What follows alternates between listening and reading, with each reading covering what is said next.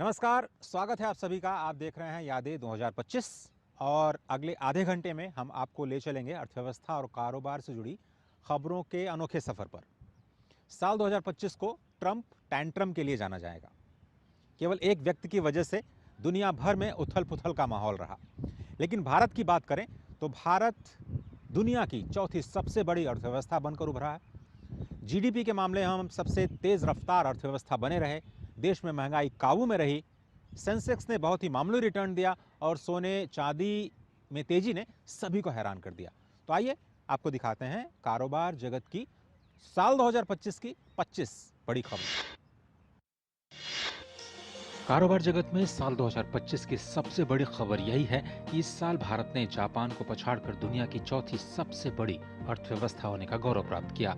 अब केवल अमेरिका, चीन और जर्मनी ही जीडीपी के मामले में भारत से आगे है। भारत की अर्थव्यवस्था 4 ट्रिलियन डॉलर के स्तर को पार कर गई है। नीति आयोग का दावा है कि भारत की अर्थव्यवस्था 2028 तक जर्मनी से भी आगे निकलकर तीसरे पायदान पर पहुंच सकती है। साल 2025 में भी भारत की आर्थिक विकास का डंका पूरी दुनिया में बज रहा है। भारत की जीडीपी विकास दर बड़ी अर्थव्यवस्थाओं में सबसे आगे है। जनवरी मार्च में विकास दर 7.4%, अप्रैल जून तिमाही में 7.8%, जुलाई सितंबर तिमाही में 8.2% की विकास दर के साथ 2025 में भारत ने सबसे तेज रफ्तार अर्थव्यवस्था बनने का सफर जारी रखा। साल 2025 के लिए IMF ने वैश्विक विकास दर का अनुमान केवल 3% रखा है। ऊंची विकास दर के साथ साथ भारत ने महंगाई को काबू में रखने में सफलता हासिल की। साल 2025 में महंगाई में लगातार कमी का रुख दर्ज किया गया। जुलाई महीने में रिटेल महंगाई दर का आंकड़ा 1.5%, सितंबर में 1.4% और अक्टूबर में तो रिकॉर्ड 0.25% के निचले स्तर पर आ गई। खाद्य पदार्थों की महंगाई में कमी की वजह से ये गिरावट देखी गई और सरकार ने तेल की कीमतों में भी तेजी नहीं आने दी। साल 2025 को भारत में ब्याज दरों में गिरावट के लिए भी जाना जाएगा। 2020 के कोविड महामारी के झटके के बाद आरबीआई ने पहली बार महंगाई में कमी की वजह से ब्याज दरों में भी कमी का ऐलान किया। इस साल 4 बार फरवरी, अप्रैल, जून और दिसंबर में ब्याज दरों में कटौती की गई। मुख्य ब्याज दरें 6.25% से घटकर अब 5.25% के स्तर पर आ गई हैं।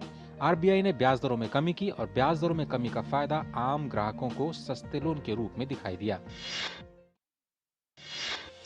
अमेरिकी राष्ट्रपति डोनाल्ड ट्रंप द्वारा दुनिया भर में टैरिफ लगाने का मुद्दा पूरे साल सुर्खियों में छाया रहा। अमेरिका ने जापान और यूरोपियन यूनियन पर औसतन 15% का टैरिफ लगाया और चीन पर औसतन 32% का टैरिफ लगाया। चीन ने भी पलटवार करते हुए अमेरिका पर 100% से ज्यादा का टैरिफ लगा दिया। ब्राजील और भारत पर अमेरिकी प्रशासन की ओर से सबसे ज्यादा 50% का आयात शुल्क लगाया गया है। सरकार की ओर से इस साल आम आदमी पर टैक्स का बोझ कम करने के लिए कई बड़े फैसले लिए गए। इसमें इनकम टैक्स में कटौती, जीएसटी रिफॉर्म और सालाना टोल टैक्स जैसे बड़े फैसले शामिल हैं। केंद्र सरकार की तरफ से आम बजट 2025 में इनकम टैक्स की नई रेजिम के तहत छूट की सीमा को 7 लाख रुपए से बढ़ाकर 12 लाख रुपए करने का ऐलान किया गया। इसके साथ ही स्टैंडर्ड डिडक्शन के तहत मिलने वाली 75,000 रुपए की छूट को मिला दिया जाए तो ये पूरी छूट बढ़कर के 12.75 लाख रुपए हो जाती है। साल 2025 अगली पीढ़ी के जीएसटी सुधारों के लिए भी जाना जाएगा। 22 सितंबर से लागू जीएसटी 2.0 में सबसे बड़ा बदलाव ये किया गया कि देश में जीएसटी की 4 दरों को घटाकर अब सिर्फ 2 दरों को ही मान्यता दी गई। अब देश में 5 और 18% की 2 जीएसटी स्लैब्स हैं। साथ ही लग्जरी और सिन गुड्स पर 40% का जीएसटी दर तय किया गया है। नई जीएसटी दरें लागू होने के बाद 453 वस्तुओं की जीएसटी दर में बदलाव हुआ। उनमें से 413 वस्तुओं की दरों में कमी देखी गई। 295 आवश्यक वस्तुओं पर जीएसटी दर 12% से घटाकर 5% या शून्य कर दी गई। एसबीआई रिसर्च के मुताबिक जीएसटी की वजह से अगले साल भी महंगाई दर में कमी आने की उम्मीद है। जीएसटी सुधारों का सबसे ज्यादा फायदा मिला ऑटो सेक्टर को। ऑटोमोबाइल पर जीएसटी दर 28% से घटकर 18% पर आ गई। गाड़ियों की कीमतों में गिरावट दर्ज की गई और गाड़ियों की बिक्री ने अक्टूबर और नवंबर महीने में नए रिकॉर्ड्स बनाए। भारतीय ऑटो सेक्टर के लिए नवंबर 2025 बेहद मजबूत रहा। त्योहारों के बाद भी मांग बनी रही और सरकार की जीएसटी 2.0 पॉलिसी का फायदा सीधा बिक्री में देखने को मिला। सायम के आंकड़ों के मुताबिक यात्री वाहन, दुपहिया और तिपहिया तीनों सेगमेंट में नवंबर में अब तक का सबसे ज्यादा सेल्स रिकॉर्ड बनाया। यात्री वाहनों की बिक्री में 19% तो दुपहिया और तिपहिया वाहनों की बिक्री में 21% का इजाफा दर्ज किया गया। देश में 4 नए लेबर कोड्स लागू हो गए हैं। इससे लेबर सिस्टम में अब तक का सबसे बड़ा बदलाव बताया जा रहा है। इन लेबर कोड्स की खास बातों में सभी वर्कर्स के लिए समय पर मिनिमम वेज की गारंटी शामिल है। इसके साथ ही युवाओं के लिए अपॉइंटमेंट लेटर की गारंटी, महिलाओं के लिए बराबर वेतन और सम्मान की गारंटी, 40 करोड़ वर्कर्स के लिए सोशल सिक्योरिटी की गारंटी, फिक्स टर्म एम्प्लॉइज के लिए 1 साल की नौकरी के बाद ग्रेच्युटी की गारंटी आदि प्रमुख है। सरकार का दावा है कि नए लेबर कोड्स 40 करोड़ से ज्यादा कामगारों के जीवन में बदलाव लाएंगे। विशेषज्ञों का कहना है कि यह बदलाव जितना बड़ा है, लंबे समय में इसका फायदा भी उतना ही ज्यादा कर्मचारी और कंपनियों को मिलेगा। देश में युवाओं को अधिक रोजगार और सामाजिक सुरक्षा उपलब्ध कराने के उद्देश्य से केंद्र सरकार ने 1 जुलाई 2025 को एम्प्लॉयमेंट लिंक्ड इंसेंटिव स्कीम को मंजूरी दे दी, जिससे प्रधानमंत्री विकसित भारत रोजगार योजना नाम दिया गया है। इस योजना की शुरुआत प्रधानमंत्री नरेंद्र मोदी ने 15 अगस्त 2025 को लाल किले से अपने 12वें स्वतंत्रता दिवस संबोधन के दौरान की थी।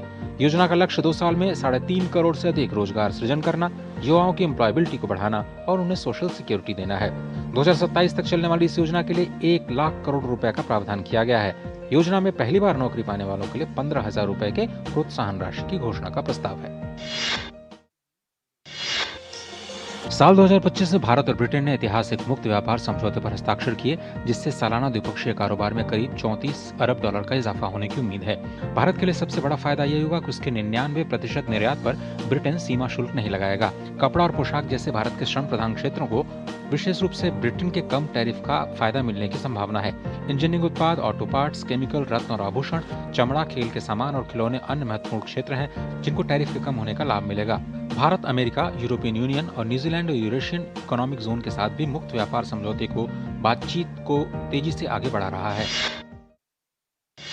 भारत और ओमान ने 2 वर्षों की बातचीत के बाद द्विपक्षीय व्यापार और आर्थिक संबंधों को प्रगाढ़ करने के लिए एक व्यापार समझौते पर हस्ताक्षर किए, जिससे खाड़ी क्षेत्र में भारत की रणनीतिक पैठ में विस्तार हुआ है। व्यापार समझौते पर वाणिज्य और उद्योग मंत्री पीयूष गोयल और ओमान के उनके समकक्ष कैस बिन मोहम्मद अल यूसुफ ने मस्कट में प्रधानमंत्री नरेंद्र मोदी और सुल्तान हैथम बिन तारिक की उपस्थिति में हस्ताक्षर किए। इस समझौते को व्यापक आर्थिक भागीदारी समझौता कहा जा रहा है। इसके तहत ओमान ने भारत को अपने 98% टैरिफ लाइन पर शून्य शुल्क के साथ बाजार पहुंच की पेशकश की है। इससे भारत से ओमान को होने वाले 99% से ज्यादा निर्यात शामिल हैं। वैश्विक चुनौतियों के बावजूद वित्त वर्ष 2024-25 में भारत ने 825 अरब डॉलर के निर्यात का रिकॉर्ड बनाया और वाणिज्य मंत्री पीयूष गोयल के मुताबिक भारत इस साल भी नया रिकॉर्ड बनाएगा। अप्रैल से अक्टूबर के बीच भारत का कुल निर्यात 491 अरब डॉलर को पार कर गया है। भारतीय संसद में दी गई जानकारी के मुताबिक पहली छमाही का रिकॉर्ड निर्यात केवल आर्थिक उपलब्धि नहीं बल्कि भारत की वैश्विक पहचान और रणनीतिक शक्ति का उभरता हुआ प्रतीक है। अमेरिका द्वारा भारतीय उत्पादों पर भारी भरकम टैरिफ लगाने का असर भारतीय निर्यात पर ज्यादा नहीं दिखा। भारत ने चीन, यूएई और स्पेन को ज्यादा माल निर्यात कर अमेरिका से हुए घाटे की न केवल भरपाई की बल्कि अपना कुल एक्सपोर्ट भी नवंबर 2025 में बढ़ा लिया। भारत 2025 में आर्टिफिशियल इंटेलिजेंस के लिए निवेश का ग्लोबल हब बनता जा रहा है। अमेजॉन ने भारत में 35 अरब डॉलर के निवेश की घोषणा की तो माइक्रोसॉफ्ट ने 17.5 अरब डॉलर के निवेश का कमिटमेंट किया। गूगल ने अगले 5 वर्षों में 1.35 लाख करोड़ और मेटा ने रिलायंस के साथ मिलकर 900 करोड़ के शुरुआती निवेश का ऐलान किया है। एआई की वजह से पूरी दुनिया में कर्मचारियों की छटनी की खबरें भी आई, लेकिन भारत में एआई को लेकर निवेश में बढ़ता रुझान बताता है कि आने वाले सालों में भारत के रोजगार के नए अवसर पैदा होंगे। भारत ने अपनी पहली made in India chip Vikram launch कर दी, जो एक 32 बिट माइक्रो प्रोसेसर है और इसरो के सेमीकंडक्टर लैब में विकसित किया गया है। ये देश की सेमीकंडक्टर क्षेत्र में आत्मनिर्भर बनाने और वैश्विक सप्लाई चेन में अपनी स्थिति मजबूत करने की दिशा में एक बड़ा कदम है। इसके साथ एक और स्वदेशी 64 बिट प्रोसेसर ध्रुव 64 भी पेश किया गया। इन चिप्स को सेमिकॉन इंडिया 2025 में केंद्रीय मंत्री अश्विनी वैष्णव और प्रधानमंत्री नरेंद्र मोदी द्वारा लॉन्च किया गया, जो भारत के तकनीकी आत्मनिर्भरता के सपने को पूरा करने की दिशा में महत्वपूर्ण है। इन्हें रक्षा, अंतरिक्ष और अन्य क्षेत्रों में इस्तेमाल किया जाएगा। केंद्र सरकार की पीएलआई योजना ने देश की मैन्युफैक्चरिंग को नई ताकत दी। सरकार के ताजा आंकड़ों के मुताबिक अब तक 2 लाख करोड़ रुपए से ज्यादा का वास्तविक निवेश हो चुका है और इसका सीधा फायदा 12.6 लाख से ज्यादा रोजगार के रूप में सामने आया। सबसे बड़ी छलांग इलेक्ट्रॉनिक्स और मोबाइल निर्माण में देखने को मिली। 2014 में जहां मोबाइल मैन्युफैक्चरिंग सिर्फ 18,000 करोड़ की थी, अब ये बढ़कर के 5.45 लाख करोड़ तक पहुंच चुकी है। फार्मा और मेडिकल डिवाइस सेक्टर में भी भारत ने आयात पर निर्भरता कम की। पीएलआई योजना के तहत अब तक 21 प्रोजेक्ट शुरू हुए हैं। केंद्रीय मंत्रिमंडल ने निर्यात को बढ़ावा देने के लिए निर्यात संवर्धन मिशन को मंजूरी दी है। ये देश के एक्सपोर्ट इकोसिस्टम को बदलने और ग्लोबल कंपटीशन को बढ़ाने का प्रमुख कदम है। खासतौर पर एमएसएमई और पहली बार निर्यात करने वाले और लेबर बेस्ड सेक्टर के लिए डिजाइन किया गया ये मिशन बजट 2025-26 में घोषित हुआ था। अगले 5 वर्षों के दौरान निर्यात को सपोर्ट करने के लिए कुल 25,060 करोड़ रुपए का प्रावधान किया गया है। लंबे समय से वैश्विक बाजार में मांग कम होने, लागत बढ़ने और फाइनेंस की दिक्कतों से जूझ रहे निर्यातकों को इससे सीधी मदद मिलने की उम्मीद है। सरकार का साफ कहना है कि अब निर्यातकों को विदेश जाकर कारोबार बढ़ाने में हर संभव सहायता दी जाएगी। साल 2025 में सेंसेक्स और निफ्टी ऑल टाइम हाई पर पहुंचे। 14 महीनों में निफ्टी ने 26,000 और सेंसेक्स ने 86,000 का आंकड़ा पार किया, लेकिन रिटर्न के लिहाज से साल 2025 आकर्षक नहीं रहा। कमजोर कॉर्पोरेट अर्निंग की वजह से शेयर बाजार ने निवेशकों को साल 2025 में औसत रिटर्न दिया। जनवरी से दिसंबर तक निफ्टी ने औसतन रिटर्न केवल 6% रहा। मिड कैप ने 1.4% और स्मॉल कैप ने नेगेटिव 11% का रिटर्न दिया। पीएसयू बैंक इंडेक्स ने सबसे ज्यादा 24%, ऑटो सेक्टर में 15% का रिटर्न मिला। कैपिटल गुड्स, मेटल्स और डिफेंस सेक्टर ने भी निवेशकों को फायदा पहुंचाया है। दलाल स्ट्रीट पर साल 2025 में रहा आईपीओ बाजार का दबदबा। ब्लूमबर्ग की रिपोर्ट के मुताबिक साल 2025 में कंपनियों ने आईपीओज के जरिए रिकॉर्ड 1.7 लाख करोड़ से ज्यादा जुटाए। कई संस्थागत निवेशकों ने भारतीय आईपीओज में दिलचस्पी दिखाई, तो दूसरी ओर कई स्टार्टअप कंपनियों जैसे लेंसकार्ट, क्रो, फिजिक्सवाला और मीशो ने भी पैसे के लिए शेयर बाजार का ही रुख किया। लेकिन निवेशकों को 300 से ज्यादा कंपनियों के आईपीओज में आधे से ज्यादा में नुकसान उठाना पड़ा। साल 2025 का स्टार परफॉर्मर रहा गोल्ड। वैश्विक अनिश्चितताओं, युद्ध की स्थिति और अमेरिकी टैरिफ के बीच निवेशकों ने सोने में दिखाया भरोसा। वर्ल्ड गोल्ड काउंसिल की रिपोर्ट के मुताबिक 2025 में सोने ने पूरी दुनिया में 60% से ज्यादा रिटर्न दिया। भारत में प्रति 10 ग्राम सोने की कीमत त्योहारी सीजन में 1,35,000 तक पहुंची, जो जनवरी में 81,000 रुपए प्रति 10 ग्राम के स्तर पर थी। चांदी ने भी सोने के सुर में सुर मिलाते हुए ऑल टाइम हाई बनाया। दिसंबर माह में चांदी ने एमसीएक्स पर 1,99,000 प्रति किलोग्राम का स्तर पार कर लिया। औद्योगिक मांग में बढ़ोतरी और सोने के दाम में तेजी का असर चांदी के भाव पर भी दिखा। साल 2025 में सोलर पैनल्स, इलेक्ट्रिक व्हीकल और 5G टेलीकॉम टेक्नोलॉजी में चांदी की डिमांड ने कीमतों को मानो पंख लगा दिए। चांदी में निवेशकों को साल 2025 में 127% तक का रिटर्न मिल चुका है। दक्षिण अफ्रीका में आयोजित G20 शिखर सम्मेलन अमेरिका के बहिष्कार के बीच समाप्त हुआ। उद्घाटन के दिन ही अमेरिकी विरोध के बावजूद घोषणा पत्र जारी करना इस ऐतिहासिक बैठक की खास बात रही। बैठक में ग्लोबल साउथ में विकास की प्राथमिकताओं पर जोर रहा। दुनिया की सबसे बड़ी अर्थव्यवस्था और समूह की अगली अध्यक्षता संभालने वाला देश अमेरिका पूरी तरह से सम्मेलन से अनुपस्थित रहा। ट्रंप प्रशासन के बहिष्कार की वजह से न तो राष्ट्रपति डोनाल्ड ट्रंप और न ही कोई औपचारिक अमेरिकी प्रतिनिधि शिखर सम्मेलन में शामिल हुआ। यही वजह रही कि दक्षिण अफ्रीका ने अध्यक्षता के औपचारिक हैंडओवर से भी इनकार कर दिया। चलते चलते दिसंबर माह में इंडिगो एयरलाइन की उड़ानों में खासा व्यवधान आया और ये साल की बड़ी खबरों में शामिल हुआ। 900 से ज्यादा उड़ानें रद्द होने से यात्रियों को काफी परेशानी का सामना करना पड़ा। 3 से 10 दिसंबर के बीच इंडिगो ने पायलट संकट की वजह से 5,000 से ज्यादा उड़ानें रद्द कर दी और हवाई यात्रियों को भारी मुश्किलों का सामना करना पड़ा। बढ़ते असंतोष के बीच सरकार को इंडिगो के खिलाफ कार्रवाई करनी पड़ी और 600 करोड़ से ज्यादा का रिफंड आदेश जारी करना पड़ा। साल 2025 में टाटा ग्रुप भारत का सबसे बड़ा ब्रांड बन गया। ब्रांड फाइनेंस इंडिया रिपोर्ट के मुताबिक 31.6 बिलियन डॉलर की वैल्यूएशन के साथ टाटा ग्रुप भारत का सबसे भरोसेमंद ब्रांड है। इन्फोसिस, एचडीएफसी और अदानी ग्रुप के ब्रांड वैल्यू में भी इजाफा देखा गया और जोमेटो, अमूल, एशियन पेंट्स जैसी कंपनियों ने भी पूरी दुनिया में अपना प्रभाव बढ़ाया। दुनिया के सबसे चर्चित इलेक्ट्रिक कार कंपनी टेस्ला ने पहली बार भारत के बाजार में कदम रखा। मुंबई और दिल्ली में अपना शोरूम खोलने के बाद कंपनी ने गुड़गांव में अपना फैसिलिटी सेंटर खोला। एलन मस्क के नेतृत्व वाली टेस्ला ने हाल ही में अपने 2 मशहूर मॉडल्स, मॉडल 3 और मॉडल Y के सबसे सस्ते वेरिएंट को दुनिया के कई अलग अलग बाजारों में लॉन्च किया। बावजूद इसके टेस्ला कार की बिक्री में गिरावट आई है। देश की अर्थव्यवस्था को रफ्तार देने और आम आदमी को राहत पहुंचाने के लिए केंद्र सरकार ने इस साल बहुत बड़ा फैसला लिया। ये फैसला था अगली पीढ़ी के जीएसटी सुधारों से जुड़ा हुआ। 90% से ज़्यादा वस्तुओं पर जीएसटी की दर 0 हो गई और अब केवल 2 ही दरें जीएसटी की रह गई हैं, 5% और 18%। सरकार का मानना है कि इससे आम जनता को 2.5 लाख करोड़ रुपए का फायदा हुआ है और आज़ादी के बाद सबसे बड़े रिफॉर्म्स में इसे देखा जाएगा। भारत की आर्थिक यात्रा का एक नया अध्याय प्रारंभ हुआ। एक ऐसा अध्याय जिसमें निहित है प्रत्येक नागरिक तक सरलता, पारदर्शिता और राहत पहुंचाने का भगीरथ भाव, जीएसटी का एक समावेशी एवं उन्नत स्वरूप, नेक्स्ट जेन जीएसटी, जो हर नागरिक और हर व्यवसाय के सपनों को सशक्त करने आया है। आवश्यक वस्तुएं और सेवाएं या तो अब टैक्स फ्री हैं या अधिकतर पर मात्र 5% जीएसटी है। देखिए, अमूमन 400 वस्तुओं पर जीएसटी की दर कम की गई है। तो ऐसी बहुत सी वस्तुएं जो कि सामान्य रोजमर्रा की जिंदगी में काम आने वाली वस्तुएं थी, उस पे टैक्स के दर को घटा के या तो 5% कर दिया गया या उस पे शून्य कर दिया गया। गृहिणियों के लिए घर का बजट अब अधिक संतुलित हो गया है। दूध, दही, ब्रेड, चावल, दाल जैसी आवश्यक खाद्य वस्तुएं और स्टेशनरी उत्पाद अब पूरी तरह से टैक्स फ्री हैं।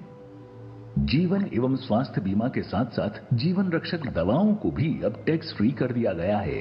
रोजमर्रा की जरूरतें जैसे शैम्पू, टूथपेस्ट, टूथब्रश, साबुन, हेयर ऑयल आदि पर अब जीएसटी केवल 5% रह गया है।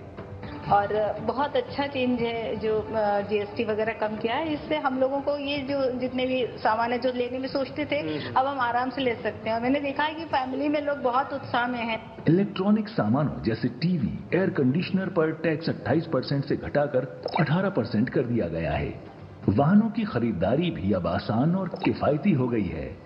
जैसा मोदी जी ने अनाउंस किया था वैसा ही करके दिखाया है, तो बहुत अच्छा साइन है, अच्छा इंडिकेशन है। और त्योहारों में सोने पे सुहागा वाली स्थिति हम देख रहे हैं। ट्रैक्टर, बायोपेस्टिसाइड्स, कृषि और सिंचाई के उपकरणों आदि पर कर का बोझ कम होने से किसान एक बचतपूर्ण खेती करके अपना जीवन समृद्ध बनाएंगे। कहना चाहता हूं, जो मोदी सरकार ने फैसला लिया है जीएसटी कम करने का, आज मैं नया ट्रैक्टर लेने के लिए आया हूं, इसका मुझे सीधा सीधा लाभ मिला है। मोदी सरकार के फैसले का मैं स्वागत करता हूं और सभी किसानों में इस फैसले की से खुशी की लहर है। इंफ्रास्ट्रक्चर को बल देने हेतु सीमेंट पर जीएसटी घटाया गया है, जिससे घर बनाना और भी सस्ता होगा। ट्रकों पर जीएसटी कटौती से माल ढुलाई सस्ती होगी और गतिशक्ति को नई उड़ान मिलेगी। हरित नवीकरणीय ऊर्जा पर जीएसटी कटौती से बिजली सस्ती होगी, घरेलू उत्पादन बढ़ेगा और ग्रीन जॉब्स से भारत के स्वच्छ ऊर्जा लक्ष्यों को मिलेगी नई ताकत। This reform is not just on rationalizing rates. It's also on structural reforms. It's also on ease of living. उद्योग जगत के लिए ये सुधार न केवल 2 करों की सरल कर संरचना लेकर आया है, बल्कि 3 दिनों में पंजीकरण की स्वचालित सुविधा, तेज और आसान रिफंड प्रक्रिया और इन्वर्टेड ड्यूटी स्ट्रक्चर का समाधान भी लेकर आया है। छोटे व्यापारियों और उद्यमियों के लिए प्रक्रियाएं सरल हुई हैं और मांग में बढ़ोतरी दर्ज की जा रही है। इसका सीधा असर, बिकॉज बहुत सारे आप टैक्स देखेंगे 5% से 0% पे किया गया है, जो 18% थे वो 5% पे आ गए हैं। रोजमर्रे की वस्तुओं के लिए और मध्यम और आम जनों के लिए ये एक बहुत ही बड़ा तोहफा। नेक्स्ट जेन जीएसटी से भारतीय अर्थव्यवस्था को अपार बल मिला है, जिससे रोजगार सृजन में वृद्धि होगी। ये सुधार सिर्फ प्रणाली में बदलाव नहीं, बल्कि करोड़ों देशवासियों की सशक्तिकरण की सरकार की प्रतिबद्धता और विकसित भारत बनाने का संकल्प है। रूस और यूक्रेन के संघर्ष का बहाना लेकर के अमेरिकी प्रशासन ने भारत पर इस वर्ष 50% का भारी भरकम टैरिफ लगा दिया। भारत ने इस टैरिफ का बहुत ही संयम के साथ जवाब दिया। एक तरफ तो हमने अमेरिकी प्रशासन के साथ जो बायलैटरल इन्वेस्टमेंट ट्रीटी है उस पर बातचीत को जारी रखा, तो दूसरी ओर हमने फोकस किया एफटीएस पर।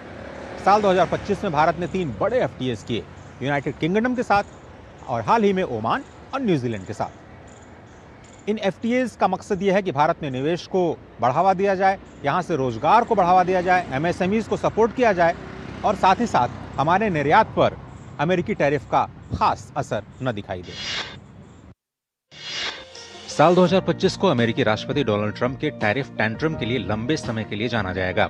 अमेरिकी प्रशासन द्वारा एक तरफा टैरिफ लगाने के फैसले ने दुनिया भर की अर्थव्यवस्थाओं को अपनी नीतियों पर विचार करने पर विवश कर दिया। भारत पर अमेरिकी प्रशासन की ओर से 50% का टैरिफ लगा दिया गया।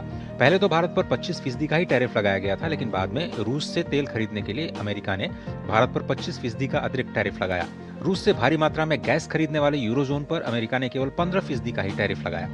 चूंकि अमेरिका भारत का सबसे बड़ा निर्यात बाजार है, भारत ने अमेरिकी टैरिफ के मद्देनजर अपनी रणनीति में बदलाव किया।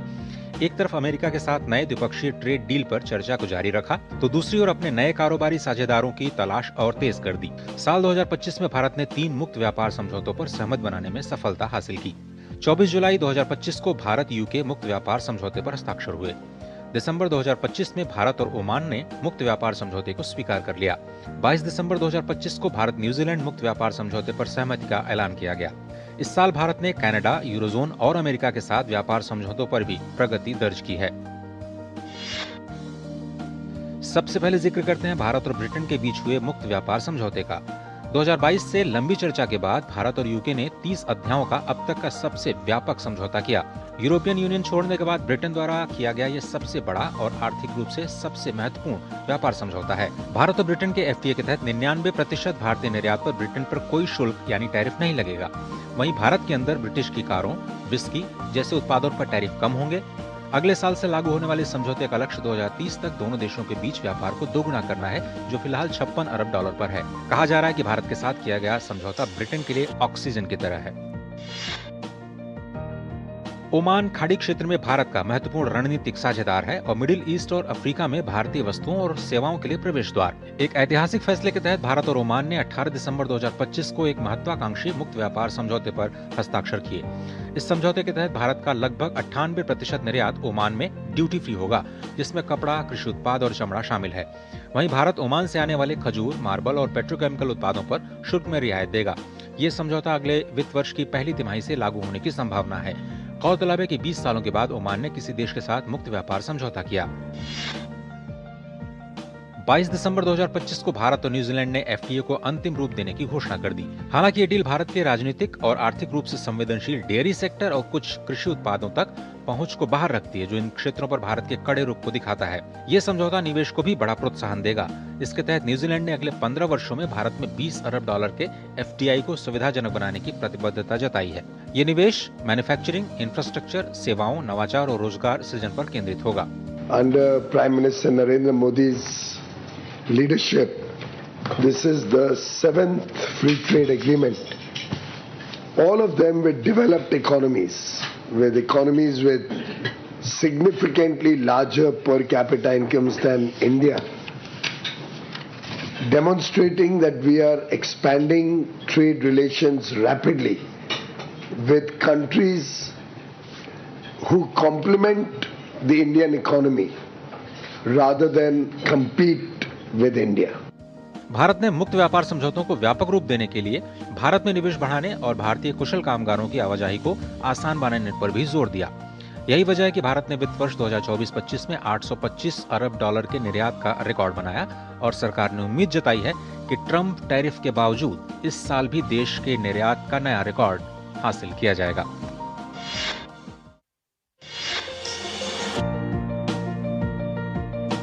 निवेश के लिहाज से साल 2025 का प्रदर्शन मिला जुला रहा। साल की शुरुआत में सेंसेक्स और निफ्टी में वैश्विक कमजोरियों की वजह से गिरावट दर्ज की गई। हालांकि बाद में भारतीय अर्थव्यवस्था में मजबूती और ब्याज दर में रियायत का सकारात्मक असर बाजार पर दिखाई दिया, लेकिन निवेशकों को औसत रिटर्न ही मिल पाया। सेंसेक्स और निफ्टी अब तक करीब 10% की बढ़त दिखा चुके हैं, जो व्यापक बाजार की कमजोरी के बीच उनकी मजबूती को दर्शाता है। सेंसेक्स ने 86,000 का आंकड़ा पार किया और निफ्टी ने 14 महीनों के बाद 26,000 का मनोवैज्ञानिक स्तर से आगे निकला। इसके उल्टे BSE मिड कैप इंडेक्स की बढ़त लगभग 1% रही, जबकि BSE स्मॉल कैप इंडेक्स में करीब 8% की गिरावट दर्ज की गई। साल 2025 में शेयर बाजार में सबसे शानदार प्रदर्शन निफ्टी PSU बैंक सेक्टर में देखने को मिला, जहां पर 26% से ज्यादा की तेजी दर्ज की गई। Canara bank, bank of Baroda, Indian bank और बैंक ऑफ इंडिया के शेयर इस सेक्टर में टॉप परफॉर्मर रहे। निफ्टी ऑटो के शेयर्स ने भी साल 2025 में निवेशकों को करीब 19% का रिटर्न दिया है। केंद्र सरकार के GST रिफॉर्म फैसले का असर इस सेक्टर पर देखने को मिला। साल 2025 में सबसे ज्यादा रिटर्न दिया सोने और चांदी ने। वैश्विक अनिश्चितताओं, युद्ध की स्थिति और अमेरिकी टैरिफ के बीच निवेशकों ने सोने में दिखाया भरोसा और वर्ल्ड गोल्ड काउंसिल की रिपोर्ट के मुताबिक 2025 में सोने ने पूरी दुनिया में 60% से ज्यादा का रिटर्न दिया। भारत में प्रति 10 ग्राम सोने की कीमत त्योहारी सीजन में 1,35,000 तक पहुंची, जो जनवरी में 81,000 रुपए के स्तर पर थी। चांदी ने भी सोने के सुर में सुर मिलाते हुए ऑल टाइम हाई बनाया। दिसंबर महीने में चांदी ने MCX पर 2,15,000 रुपए प्रति किलोग्राम का स्तर पार कर लिया। चांदी में निवेशकों को साल 2025 में 130% से ज्यादा का रिटर्न मिल चुका है। औद्योगिक मांग में बढ़ोतरी और सोने के दाम में तेजी का असर चांदी के भाव पर भी दिखाई दिया। साल 2025 में सोलर पैनल्स, इलेक्ट्रिक व्हीकल और 5G टेलीकॉम टेक्नोलॉजी में चांदी की डिमांड ने कीमतों को मानो पंख लगा दिए। अनिश्चितताओं का सबसे बड़ा अगर फायदा किसी को मिला, वो सेफ हेवन बाइंग के नाम से जाने जाने वाला काउंटर को मिला और इसमें गोल्ड था, जिसमें अगर भारतीय बाजार की बात की जाए तो लगभग 80% का रिटर्न जो है 2025 में आता हुआ हम लोगों ने। अगर सिल्वर की बात की जाए तो सिल्वर ने लगभग यहाँ पे 145 या कहे कि 150% तक का जो रिटर्न है वो अभी 2025 में दिया है, जबकि 2025 में अभी कुछ दिन शेष हैं। पूरी दुनिया में साल 2025 में आर्टिफिशियल इंटेलिजेंस से जुड़ी कंपनियों में ज्यादा निवेश हुआ और इसका फायदा अमेरिका, हांगकांग और दक्षिण कोरिया के बाजारों को मिला। अमेरिकी फेडरल रिजर्व की नीतिगत दरों में आगे और कटौती की उम्मीदों के बीच सोने और चांदी की कीमतों में तेजी जारी रह सकती है। इस विशेष पेशकश अर्थव्यवस्था और कारोबार 2025 में